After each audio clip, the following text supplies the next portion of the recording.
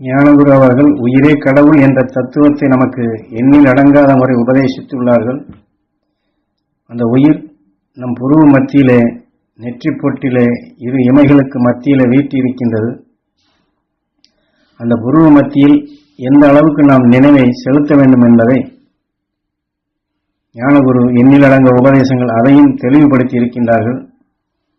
என்னிடம் நாம் பிரிதொரு உணர்வு வரப்படப் போகும்போது, அது மற்றவர்கள் பேசுவதாக இருந்தாலும் சரி, நம்மை குறையாக சொல்வதாக இருந்தாலும் சரி, அல்லது எங்கோ நடக்கக்கூடிய நிகழ்ச்சிகளாக இருந்தாலும் சரி, அல்லது அக்கம் பக்கத்தில் நம் வீட்டிலோ நடப்பதாக இருந்தாலும் சரி, அல்லது நம் உடலுக்குள்ளேயே மனப்போராட்டமோ, உடல் நலக்குறைவோ, உடல் வலியோ எதுவாக இருந்தாலும் சரி, அத்தகைய நிலையில் வந்தவுடன் நம்முடைய புலனறிவு, குறிப்பாக கண்ணினுடைய நினைவு அந்த இடத்திற்குத்தான் செல்லுகின்றது. ஆனால் இங்கே மெய் உணர்வின் தன்மை பெற நம் நினைவை மேலே செலுத்தினால் இமயமலை என்ற வாக்கினை ஞானகுரு கொடுக்கின்றார்கள். மெய் உணர்வின் தன்மை பெற நம் நினைவை மேலே செலுத்தினால், ஆக மேலே செலுத்தினால் என்பது இங்கே மேலே வேறு ஒன்றும் இல்லை. இமயமலை என்றால் அந்த உயர்ந்த சக்திகளை பெறக்கூடிய தகுதி பெற்றது நமது உயிர், புருவ மத்திதான். அதனால்தான் மெய் உணர்வின் தன்மை பெற நம் நினைவை மேலே செலுத்தினால் இமயமலை என்று சுட்டிக்காட்டுகின்றார்கள். இந்த வாழ்க்கையில் முதலிலே சொன்னது போன்று எத்தனையோ இன்னல்கள் நமக்கு நம்மை அறியாமலே வந்து மோதுகின்றது, அல்லது நாம் சந்தர்ப்பவசத்திலே அறியாது போய் சிக்கிக் கொள்கின்றோம். அத்தகைய இருசூழச் செய்யும் மற்ற உணர்வுகளை நமக்கு தாழ்பணியை செய்ய வேண்டும் என்றால், அதை நாம் மடக்கி அடிபணியை செய்ய வேண்டும் என்றால் மகிழ்ச்சியினால் சக்தியை பெற வேண்டும்.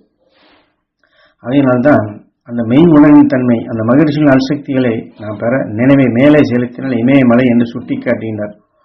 ஆனால் கீழே நினைவுகளை செலுத்தப்படும் பொழுது இந்த வாழ்க்கையை ஓட்டலாம்.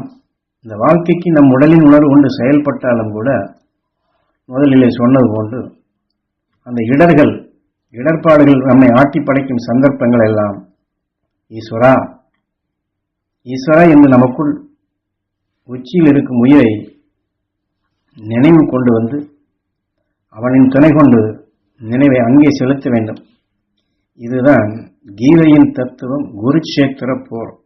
என்றால் இங்கே குருட்சேத்திரம் என்பது குரு, நமது உயிர்தான் குரு. அந்த குரு இருக்கும் இடம் சேத்திரம், அதுதான் புருவ மத்தி. அங்கே நாம் இந்த போரை நிகழ்த்த வேண்டும் என்று சொல்லுகின்றார். ஆனால் வாழ்க்கையில் வரக்கூடிய நிலைகள் உடலுக்குள் மகாபாரத போராக பலருடைய எண்ணங்கள் நம்மிலே மோதுகின்றது. நம்முடைய நல்ல சிந்தனைகளை செயல்பட முடியாதபடி சுவாசித்த உணர்வு நமக்குள் பதட்டமாகின்றது. அத்தகைய பதட்டம் ஏற்பட்டால் ஒன்றை அழிக்கக்கூடிய எண்ணமாக அது உருவாகி நல்ல பொருள்களை, நல்ல குணங்களை, நல்ல உடலை அழிக்கும் நிலையாக வந்துவிடுகின்றது. ஆனால் ஞானிகள் என்பவர்களோ தீமை செய்யும் உணர்வைத்தான் அழிக்கச் சொன்னார்கள், அதைத்தான் மாற்றி அமைக்கச் சொன்னார்கள். நம்மை அறியாமல் வரும் அந்த தவறு செய்யும் உணர்வுகளை, அதை சுவாசிக்கும் நிலையை நாம் மாற்ற வேண்டும். அதனால்தான் மேல் நோக்கிய சுவாசம் என்று குரு குறிப்பிடுகின்றார். பிறர் செய்யும் தவறான உணர்வுகளை நாம் சுவாசிக்க நேர்ந்து நம்மை அறியாது இழிநிலையான செயல்களை செயல்படுத்த வைக்கும் அந்த உணர்வின் தன்மையை மாற்ற ஈஸ்வரா ஈஸ்வரா என்று புருவ மத்தியில் உயிரிடம் வேண்டுதல் வேண்டும். அவனிடம் நாம் இணைய வேண்டும், அவனை நாம் துணை கொள்ள வேண்டும் என்று சொல்லுகின்றார். கண்ணின் நினைவு கொண்டு முதலில் சொன்னது, கண்ணினுடைய புலனறிவு புறத்தால் தான் செயல்படுகின்றது, அதைத்தான் பழகி வைத்திருக்கின்றோம். ஆனால் அத்தகைய புலனறிவை நம் நினைவினை உயிருடன் ஒன்றச் செய்து அந்த மகரிஷிகளின் அருள்வழி பெற வேண்டும் ஈஸ்வரா என்று ஏக்க உணர்வின் துணை கொண்டு அதை நாம் எடுக்கும் பொழுது குருட்சேத்திர போர்.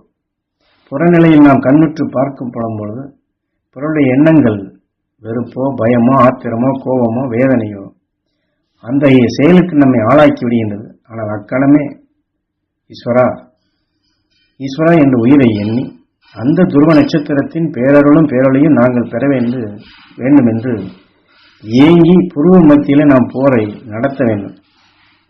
காரணம், எவ்வளவு பெரிய வல்லமை கொண்டவராக இருந்தாலும் கூட ஒரு விஷத்தினுடைய ஆற்றல் நம்மை ஆட்டி படைத்துவிடும். இது ரொம்ப முக்கியமானது.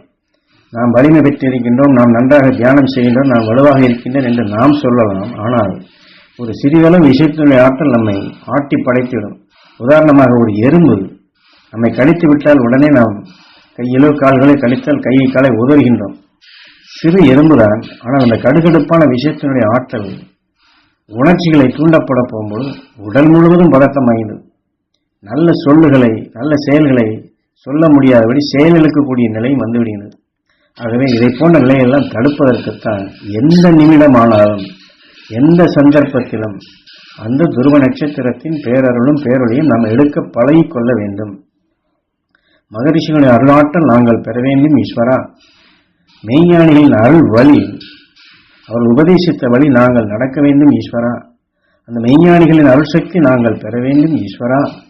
எங்கள் சொல்லுக்குள் இனிமை பெற வேண்டும் ஈஸ்வரா என்று எப்பொழுதெல்லாம் நாம் தீமைகளை சந்திக்கின்றோமோ, உடலிலோ மற்ற இடங்களில் நோயோ வலியோ வேதனையோ அனுபவிக்கின்றோமோ, அப்பொழுதெல்லாம் ஈஸ்வரனை எண்ணி அந்த மகரிஷியின் அருள்சக்தி பெற வேண்டும் என்று இதை குருட்சேத்திர போராக மாற்றுங்கள். அந்த மகரிஷிகளுடைய ஆற்றலை உங்களுக்குள் சேர்த்துக் கொள்ளுங்கள். அந்த ஆற்றலை பெறச் செய்வதற்குத்தான் எம்முடைய உபதேசம். பல வகைகளிலும் பல கோணங்களிலும் மீண்டும் மீண்டும் உங்களுக்கு நினைவுபடுத்துகின்றோம். அந்த மகரிஷிகளுடன் நேரடியாக தொடர்பு கொள்ளுங்கள். நினைவை மேலே செலுத்துங்கள். அடிக்கடி உயிரான ஈசனிடம் தொடர்பு கொள்ளுங்கள். அவனுடைய துணையை நாடுங்கள். அவனுடைய அருளை பெறுங்கள். அவனுடைய அருளை பெற்று அவள் மகரிஷி நல்சக்தி பெற்று இந்த வாழ்க்கையில் வரும் இருளை போக்கி மகரிஷி நல்வட்டத்தில் என்றுமே நீங்கள் இணைந்து வாழ முடியும் என்று இந்த உபதேச வாயிலாக ஞானகுரு நமக்கு தெளிவாக்குகின்றார்கள்.